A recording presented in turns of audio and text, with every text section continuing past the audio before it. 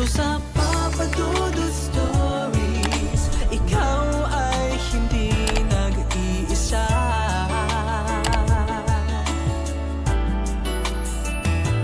Dito sa Papa Dudut Stories, may nagmamahal sa'yo.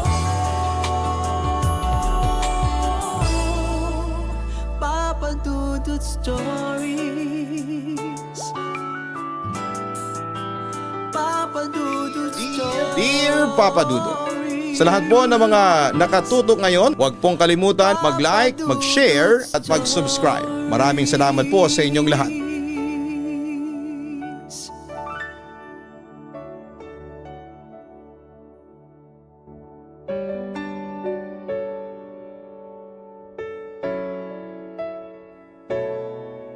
Dear Papa Dudut, kumusta kayong lahat? Ako po si Ubrix, isang bisexual at kasalukuyang supervisor ng isang grocery store dito sa San Fernando, Pampanga. Silent listener and subscriber mo ako since 2022. Until mapakinggan ko yung kwentong Umibig sa Dalakitnon, kung saan ay isa ninyong staff ang hiningan ko ng tulong kung paano magpadala ng liham sa inyong programa. At ayun nga, sinabi niya sa akin na siya na raw ang bahala, kaya eto ko ngayon, isishare ko sa inyo ang aking kakaibang love story. Papa Dudut, may third eye ako. Yes, nakakakita ako ng mga multo at iba pang mga nilalang. Bata pa lamang ako ay nararanasan ko na ito at madalas akong pagkamalang baliw ng mga magulang ko. Tapos sinabihan ako noon ng tsuhing kong may third eye din at tahimik na lang daw ako at wag nang ikwento sa mga magulang at mga kapatid ko ang mga nakikita ko, para hindi raw ako masaktan at hindi na raw ako pag-isipan na baliw. Kahit ano daw ang gawin ko, hindi raw ako pinapaniwalaan ng pamilya ko. Kaya ayon Papa Dudut, bata pa lamang ako ay sinubukan ko ng kontrolin ang emosyon ko sa tuwing nakakakita ako ng mga unseen beings. Hindi nagtagal ay nasanay din ako at simula noon, kapag nakakakita ako ng mga multo o elemento ay hindi na ako natatakot pa. At hindi ko na rin sinasabi yon sa pamilya ko. Dahil doon ay unti-unting nawala ang impression nila sa akin na isang baliw. Lumipas ang mga taon.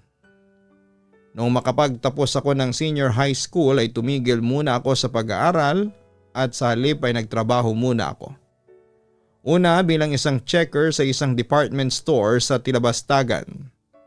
Pero hindi ako nagtagal doon dahil kontraktual lamang ako, kaya nag-apply naman ako bilang inventory clerk sa isang maliit na supermarket sa Angeles City. Yun nga lang, dahil Christmas season ako nag-apply sa kanila, kinuha muna nila akong seasonal bagger sa loob ng supermarket for 2 months. At pagkatapos noon ay sa kanila ako transfer sa stockroom para maging inventory clerk. So yun na nga Papa Dudut, dahil season at maraming bumibili ng groceries, napagod talaga kami ng husto. Pero ayos lang dahil iniisip ko na darating ang panahon at aasenso rin ang career ko. Samantala isang araw, kung hindi ako nagkakamali, ay parang nasa 18 days na lamang bago magpasko. Merong isang lalaki ang pumunta sa counter namin para magbayad ng kanyang pinamili. Gwapo siya, matangkad, maganda ang pangangatawan, moreno siya, pero ang hot at perfect ng kanyang complexion. At dahil nga sa bisexual ako ay hindi ko maitago ang paghanga ko sa lalaking yon. Kaso Papa Dudut, may isang problema. Dahil yung lalaking yon ay tila may kakambal na multo. Oo, sa likod niya ay nakita ko na may isa ring lalaking multo. Maputla ito at walang mata, as in yung eye sockets niya ay walang laman. Very visible din ang tila mga ugat sa braso at mukha nito. Pero ang nakapagtataka ay kamukha niya, yung lalaking gwapong nagbabayad sa cashier namin. Sir, may kakambal po ba kayo? Bigla akong tanong sa lalaki. Napatingin naman ito sa akin na parang gulat na gulat. Paano mo nalaman na may kambal ako? Usisa niya sa akin. Wala lang sir, naisip ko lang po. Sabi ko sa kanya. Hindi ko inamin sa kanya na may third eye ako kasi ayaw kong isipin niyang baliw ako. Napangiti siya sa akin. Meron nga akong kakambal. Kamukhang kamukha ko siya kaso'y patay na siya. Sabi ng lalaki sa akin. Nagpakita naman ako ng malungkot na expression para ipakita sa kanya na nakikisimpatya ako. Sorry to hear that sir. Dagdag ko pa. Ngumiti lamang siya sa akin at nagpasalamat. Pagkatapos ay umalis na siya. Akala ko Papa Dudut ay hindi na kami magkikita pa pero destiny has other plans. Nakita ko ulit ang gwapong lalaking yon sa sumunod na mga pagkakataon sa aming grocery habang ako naman ay abala sa pagpapunch ng mga pinamimili ng mga customers. At hindi lang ako ang taong hindi maalis-alis ang tingin sa kanya. Lahat halos ng mga babae sa counters at minsan ng mga customers din ay humihinto sa kanilang paglalakad upang tignan siya habang namimili siya sa kanyang bibilhin. Mga 4 or 5 pa ang mga customers ang aking sinisilbihan at nawala na naman siya sa aking paningin. Nangihinayang na naman ako at pinapanalangin na siya ay may pagkatao ring katulad ko, available at attracted din sa akin. Sa wakas ay may konting break at nakapag-relax na rin ako dahil wala nang masyadong customers na pagsisilbihan. Hinanap ko siya sa mga aisles. Nang hindi ko na makita ay kumuha na ako ng inumin upang maibsan ang init na aking nararamdaman. Nang tumalikod na ako ay siya naman ay naglakad patungo sa aking kinakaroonan. Nasyak ako't hindi nakagalaw. Ang lakas ng pintig ng aking dibdib. At ang aking puso ay kumakawala na rin habang tinitignan ko siyang tinutulak ang kanyang trolley sa counter na aking pinagsisilbihan. Tumingin siya sa akin at nagtanong, "Are you open?" Tumango ako at lumunok ng tubig at sinenyasan na tumungo sa counter ko. Sa malapitang tingin ay mas lalo siyang kumikisig. Para siyang modelo na may strong square jaw at maliit na ilong, dark brown na mata and smiling face. Pinaalalahanan ko ang aking sariling isa siyang customer. Kaya ngumiti ako na pinalalabas ang pinakamatamis kong ngiti. Pero papadudot natigil yon saglit nang lumitaw na naman mula sa likuran niya ang multong kakambal niya. "Okay ka lang ba?" tanong niya sa akin. Hindi naman ako nagpahalatang natatakot at sa halip ay masaya ko pa rin siyang sinagot. "Okay lang po ako sir, medyo excited lang po ako kasi ilang araw na po at Pasko na." Sabi ko pa noon sa kanya. "Kumusta kayo sir? Looking forward to the weekend?" Dagdag ko pa. Medyo na-surprise siya sa aking pagiging personal at sa pagsimula ko ng pakikipagkwentuhan. "Yes, actually maaga akong natatapos pag Friday. Kaya nakakapag-grocery shopping ako at na-enjoy ko ang weekend ko." "Sana you will have a great weekend," sabi ko habang ini-scan ko ang kanyang pinamili.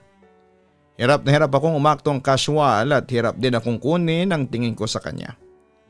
Iniipon ang bawat detalye ng kanyang pagkatao. Maayos kong binalot ang kanyang pinamili para hindi mabasag ang babasagin at binalot ang mga magkahalintulad na item sa isang lalagyan. Nang matapos ako ay binigay niya sa akin ang kanyang credit card at sinwipe ko naman ito sa machine. Binigay ko rin ang signature slip pagkatapos kong ma-check ang signature pangalan. Binigay ko pabalik sa kanya ang kanyang card at ang kanyang resibo. At sinabing, "Thank you Mr. Diogracias. Have a great weekend." Ngumiti din siya. Tumingin sa aking dibdib at tinignan ang aking name tag. "Thank you Ubrix." At lumakad na siya paalis ng tindahan. Habang lumalakad siya papalayo ay pinagfiestahan ko naman ang kanyang maumbok na puwet sa kanyang denim na jeans bago ako nagising ulit sa realidad. Papadudot, noong gabi ding yon ay pinagpantasyahan ko siya na naginip ako na binitbit niya ako galing sa checkout counter at pinagsaluhan namin dalawa ang pagniniig. Hinahawakan niya ako ng mahigpit at ginawa lahat ng magagandang bagay.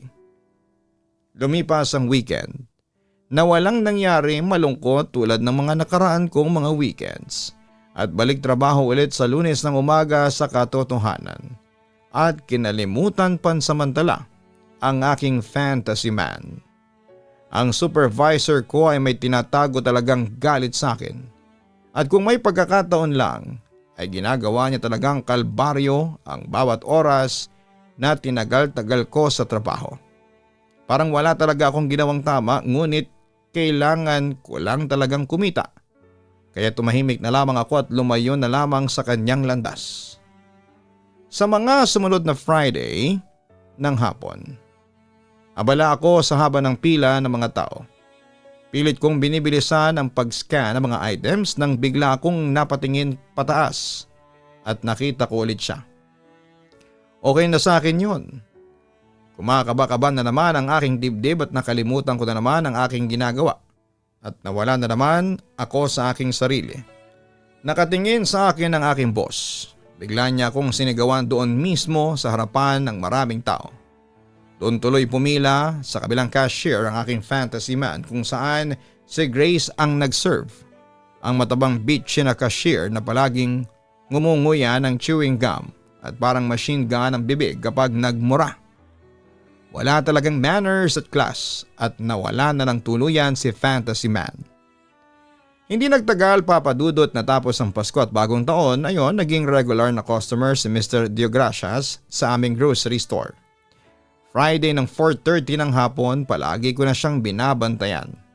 At palagi kong minamadali ang mga customer upang matapos kaagad ang aking mga transaction upang ma-accommodate ang poging crush ko.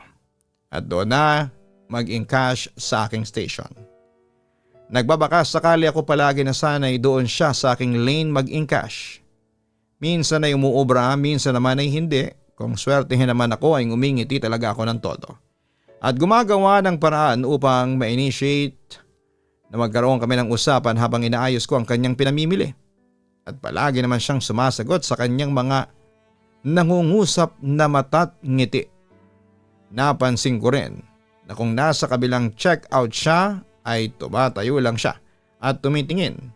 Sasalita ng kaunti at aalis na kaagad sa aming store. Nang naglaon ay sinisigurado na rin niyang sa aking checkout siya dumadaan. Kahit pa maghintay siya sa napakahabang pila, naging familiar na rin kami sa isa't isa at palagi na kami nag-uusap. Nalaman ko na rin na ang pangalan pala niya ay Daniel.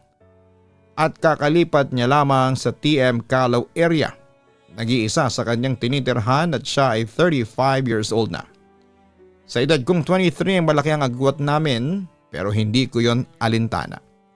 Sa kabilang banda ay nakapagtataka naman dahil napapansin ko yung multong nakabuntot sa kanya ay pabago-bago ng itsura. Hindi for the worst for the good naman.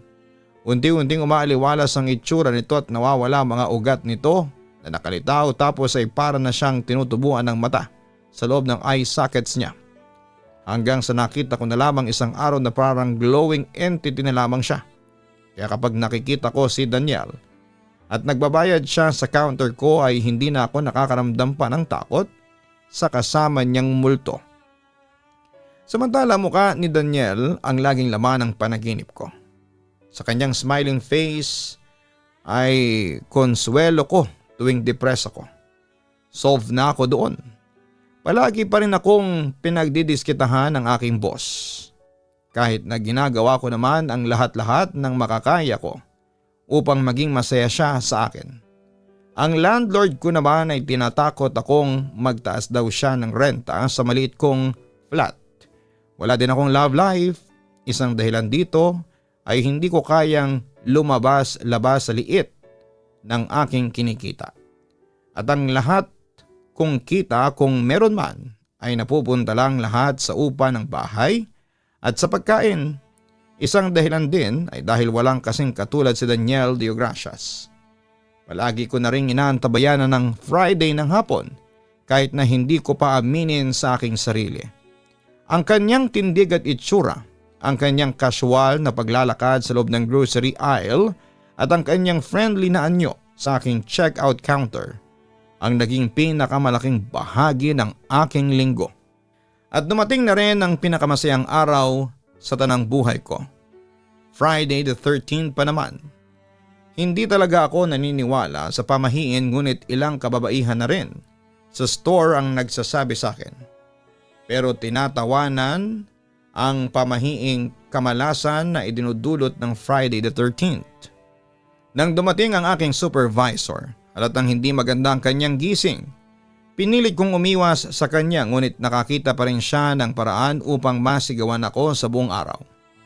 Nag-break ako as usual mga 3:30 ng hapon at naglakad-lakad at gumala at nakipagkwentuhan sa mga kaibigan ko sa ibang shops sa TM Calao area. Na-late ako ng 2 minuto. Ang boss ko ay pumunta sa aking kinakaroonan na kasing bilis ng MRT or LRT. Sinisigawan ako at pinagsasabihan na nalugi ang grocery dahil sa kairesponsablehan ko at tinakot niya akong sisisantehin kung hindi ako magbabago. Nang bumalik ako sa aking pwesto para namang na-magnet ko ang mga masusungit na mga customers. Mga matatandang babaeng kune-question ng presyo, maaring mga babae na ayaw ang pagkapako sa kanilang pinamili at mga nababagot na mga tao na gustong mabilis ang kanilang transaction.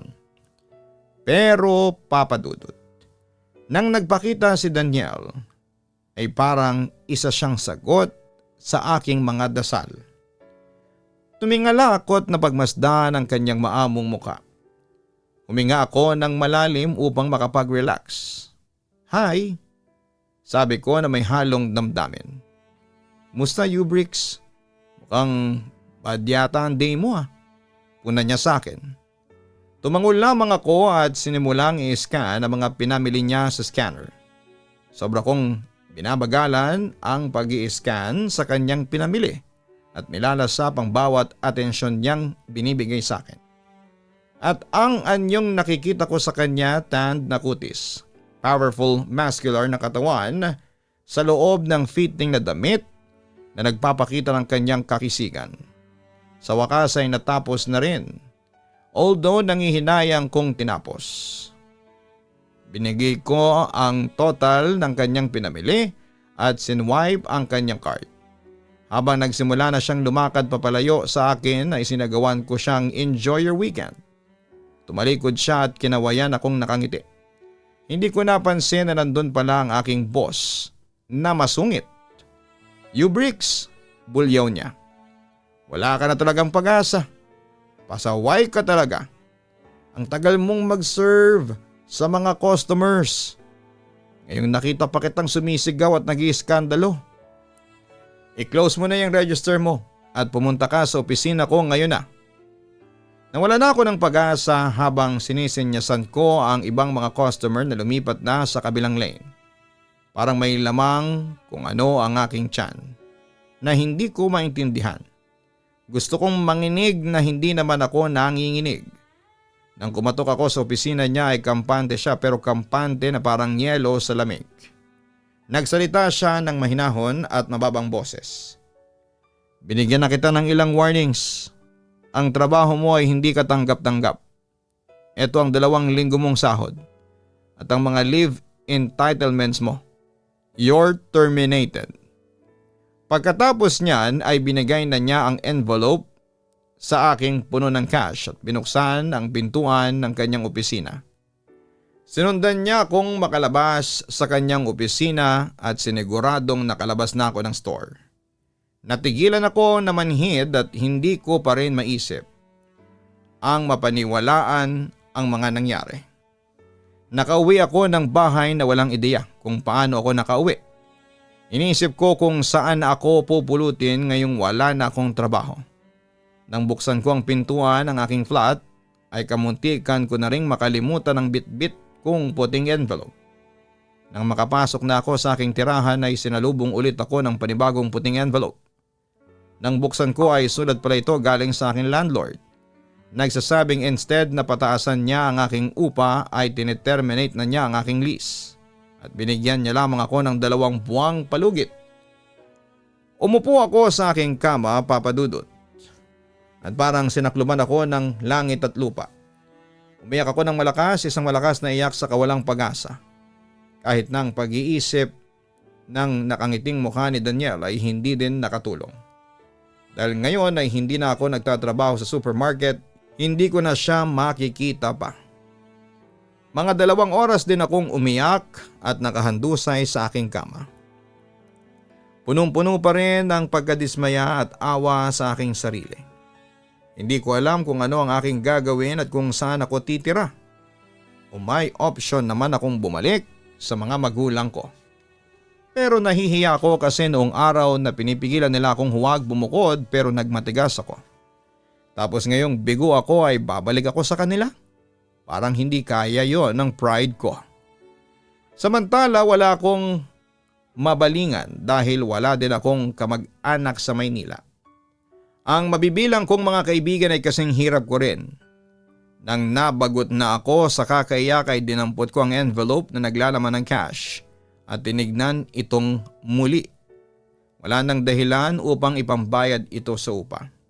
Kumuha ako ng 2,000 pesos at nilagay ito sa aking wallet at tinago ang mga naiwan sa aking drawer. Nagmadali akong bumihis, pumunta kaagad sa isang gay spot sa may Malate. Sinasaisip kung kailangan ko ng alak. Nakailang oras din akong umiinom.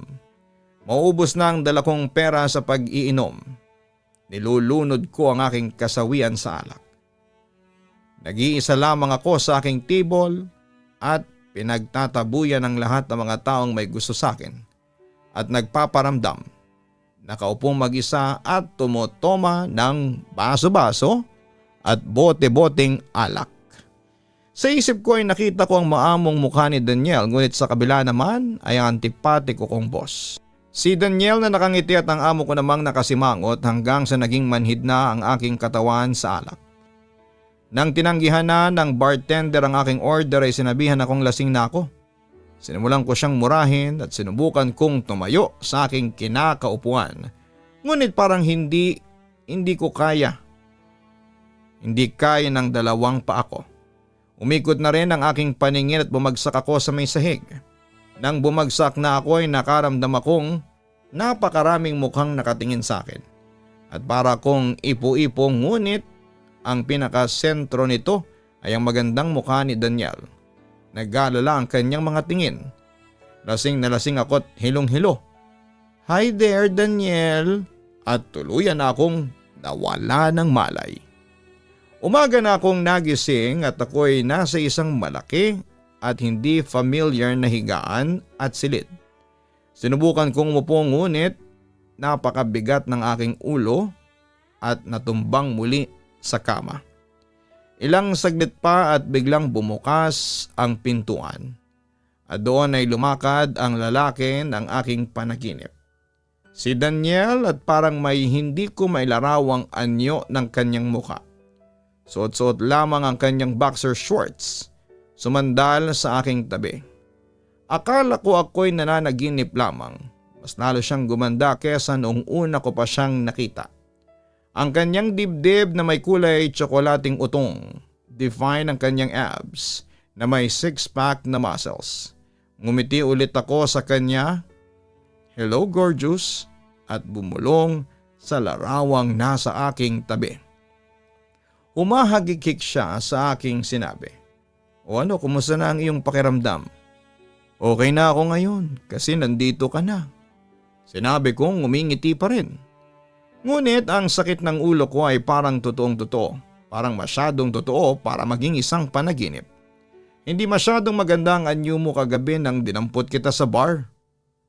Nang makita ko naman yung nakabuntot na multo sa kanya, isang naging realization ko. Hindi ako nananaginip, Papa Dudut. Dahil sa panaginip ko ay hindi ko nakikita ang multong yon. At yun na nga, Papa Dudut, bigla na lamang akong nagising sa katotohanang hindi pala ako nananaginip. Tumingala ulit ako at yumukong muli. Gumising na ng tuluyan. O shucks, totoo ka, ang pabigla kong pagkakasabi. Para siyang natigilan sa sinabi ko at biglang tumawa ng malakas. Oo, totoo ako. At ang hangover mo rin. Medyo makakaranas ka ng kaunting sakit ng ulo pero mawawala din yan. Narinig ko nang sinabi ng babae sa iyo kahapon. Bumalik akong muli sa grocery store upang mag-complain at ipagtanggol ka, ngunit sinabihan nila ako na sinisante ka na. Ngunit ang pinakamalaking sorpresa sa akin ay ang makita ka sa bar kagabi. I had no idea that you're gay, although parang nag-aalinlangang ngunit tumuloy. I was wishing na you're gay too for weeks. Nang mawalan ka na ng malay, kinuha kita at dinala dito sa bahay.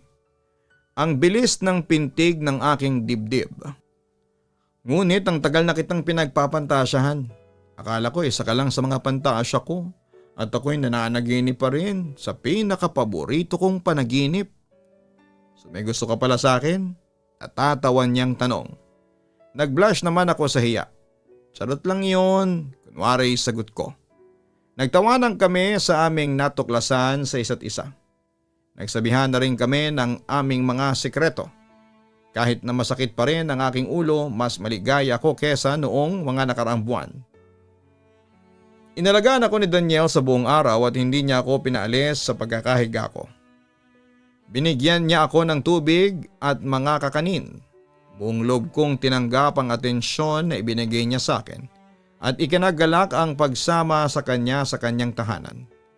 Maganda na ang aking pakiramdam sa tanghali. Nakumbinsi ko rin siyang okay na ako.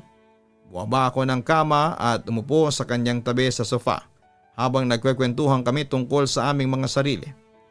Binuhos ko ang lahat ng sama ng loob ko sa kanya, pati na ang pagkawala ng aking trabaho at bahay na tinitirhan sa araw ng Friday the 13th. Nakinig naman siya sa aking kuniwento sa kanya. Tumango paminsan-minsan ngunit hindi masyadong nagsasalita sa aking sitwasyon. Nang dumating ang takip silim ay nagpa-deliver siya ng pagkain sa isang fast food chain sa area ng TM Calaw. Umupo kami at kumain ng masaganang hapunan sa terasa ng kanyang condo unit. Nasa paraiso ako sa mga oras na yon. Hindi ko nga lang alam kung hanggang kailan bago ako magising sa katotohanan. Ngunit pinipilit kong ito ay tumagal hanggang magwakas. Pagkatapos naming kumain ay abala siya sa pagliligpit ng aming pinagkainan. Pumunta ako sa kanyang likuran. Walang suot kundi ang aking jeans lamang. Kung tingnan mo siya sa likuran ay napakalakas ng kanyang mga balikat. Lalaking lalaki at sa hindi inaasahan at di pinag-isipang sandali ay niyapos ko siya sa kanyang bewang ng mahigpit. Bumulong sa kanyang salamat. Umikot siya habang iyapos ko pa rin at ang kanyang mga mata ay parang nagtatanong. Tinitigan ko rin siya at pilit na binabasa ang kanyang mga titig. Walang kagatol-gatol ay yumuko siya sa akin. Nakabuka ang kanyang mga bibig at sinimulan akong siilin ng halik. Nang magkadikit na ang aming mga labi ay parang nabuhay ulit ang aking pantasya. Nagsimula na rin ang apoy ng aming mga damdamin. Nagbabaga ang aming halikan, nag-aapoy. Para akong nananaginip noon kasi wala yung multong nakabuntot sa kanya. Huwag kang mag-alala, wala si Donnie, sabi niya sa aking bigla. Natigilan naman ako at napatingin sa kanya na nagtataka. Sinong Donnie? Yung kapatid kong namatay? Alam kong palagi siyang nakabuntot sa akin at alam ko rin na nakikita mo siya. Alam kong may third eye ka, Bricks. Sabi ni Daniel sa akin. Napatango ako. Oo, may third eye nga ako. Pero hindi ko yun sinasabi sa mga taong nakapalibot sa akin. Kahit sa pamilya ko. Ayaw ko kasing pagkamalang baliw. Sagot ko. May third eye din ako pero hindi ako nahihiyang ipaalam sa lahat na hindi ako pangkaraniwan. Nasa pagpapaliwanag naman yan. Tanggap ako ng mga kaibigan at kapamilya ko na ganun ako. Dagdag pa niya. Curious lang ako. Kung okay lang sa'yo ha, ano ba ang kinamatay ng kapatid mo o si Sako? Saglit na natigilan si Daniel. Nakita kong dalungkot ang kanyang expression. Pero mamayang sandali ay nagsalita na ito. Nag-suicide siya dahil nabigo siya sa pag-ibig. Iniwan siya ng fiancé niya noong araw ng kasal nila. Ngayon kung itatanong mo kung bakit siya palagi nakabuntod sa akin, close kasi kami.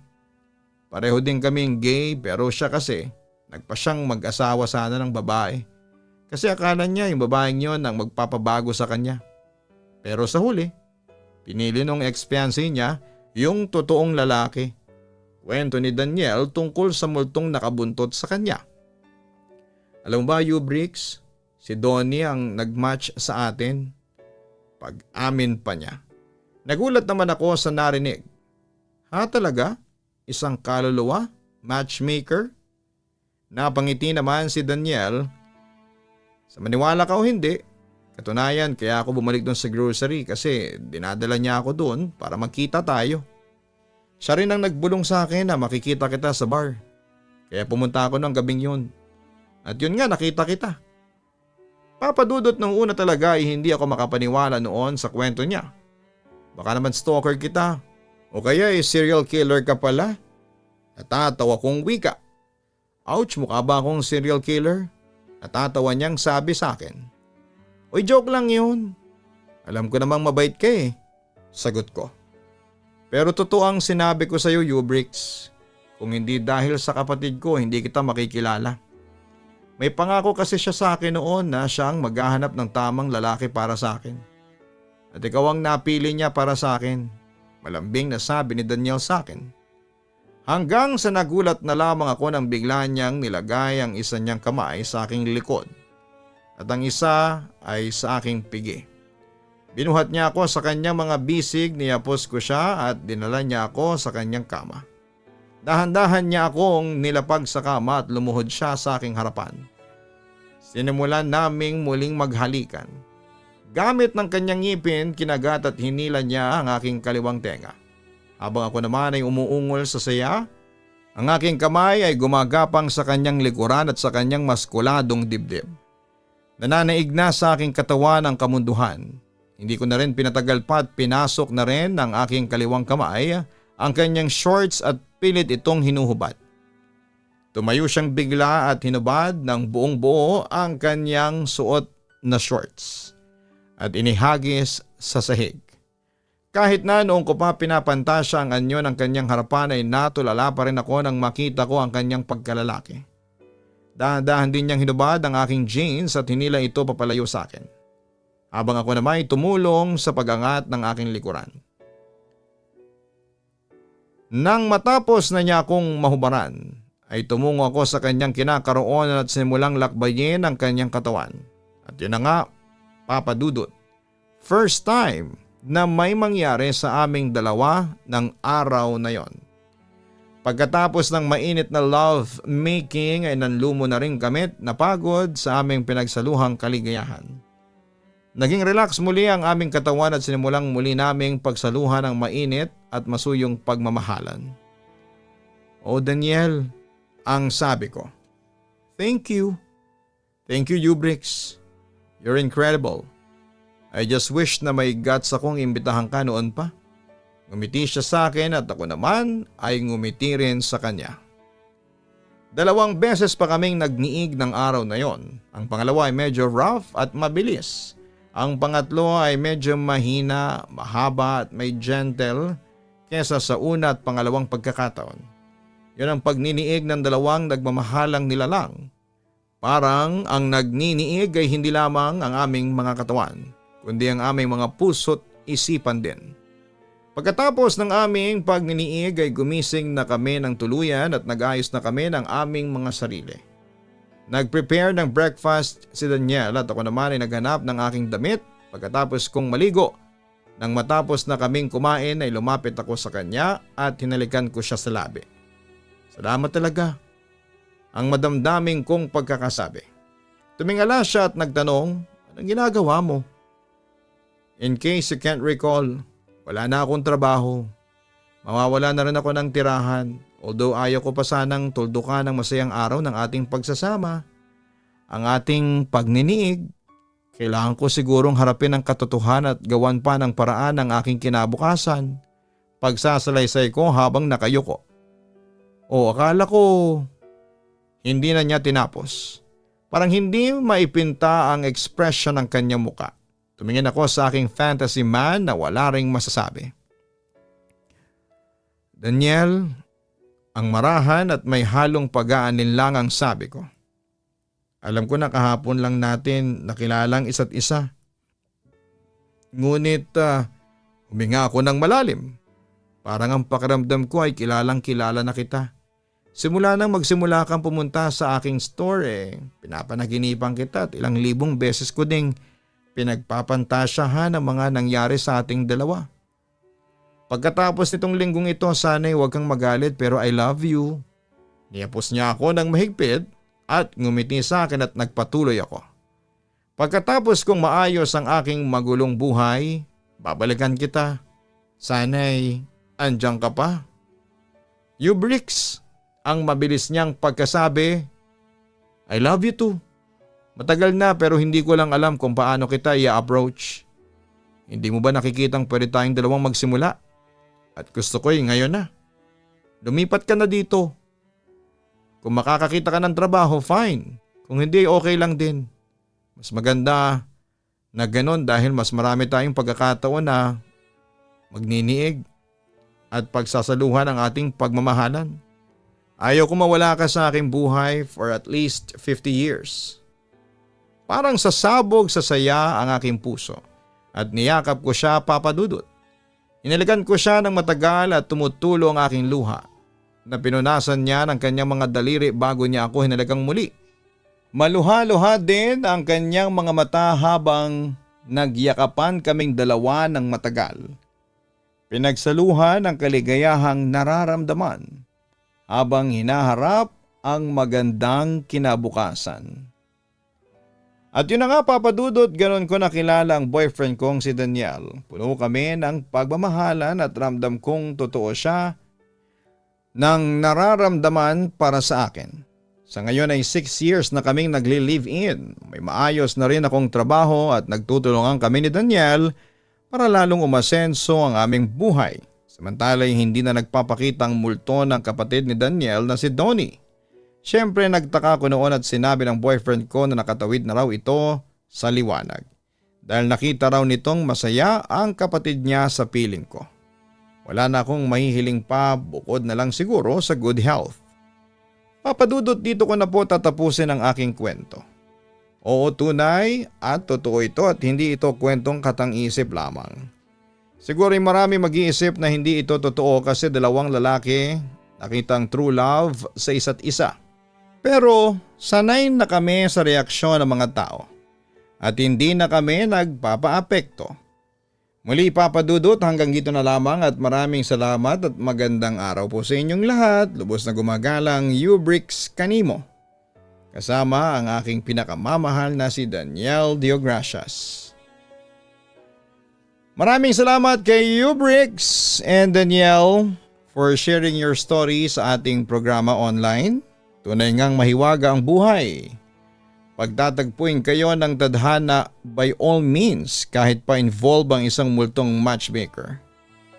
Ganon pa man ay pinatunayan naman ng kapatid ni Daniel na si Donnie na talagang mahal niya ang kanyang kapatid. Sinamahan niya ito at tinulungang makahanap ng totoong pag-ibig. Siguro ay ayaw niyang matulad si Daniel sa kanyang sinapit kaya naganap siya ng tamang taong magmamahal ng totoo sa kanyang kapatid. Ang tunay at wagas na pag-ibig ay may katapatan at integridad, may pagkakaunawaan, may katapatan sa pagsasalita at bukas ang isipan. May paggalang, prioridad at layunin. Patuloy ang atraksyon sa isa't isa. Walang pagkontrol, walang pagmamanipula at hindi nagbabanta. Handang magpatawad, handang tanggapin ang nakaraan. Tumutupad ng mga pangako, inspirasyon ng isa't isa at hindi nagtatala ng mga pagkakamali. Hindi perpekto, ngunit nagtsatsaga na itama ang mga pagkakamali. May paggalang sa isa't isa at hindi makasarili. Sinusuportahan ang paglago ng bawat isa. May magandang komunikasyon, walang ekspektasyon o mga limitasyon na itinatakda.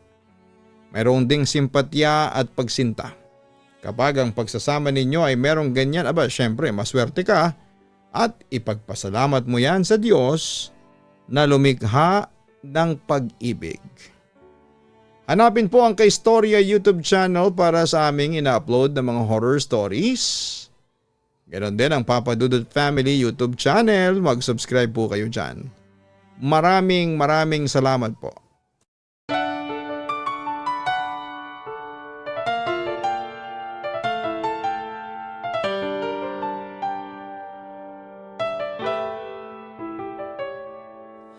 Ang buhay ay mahiwaga, laging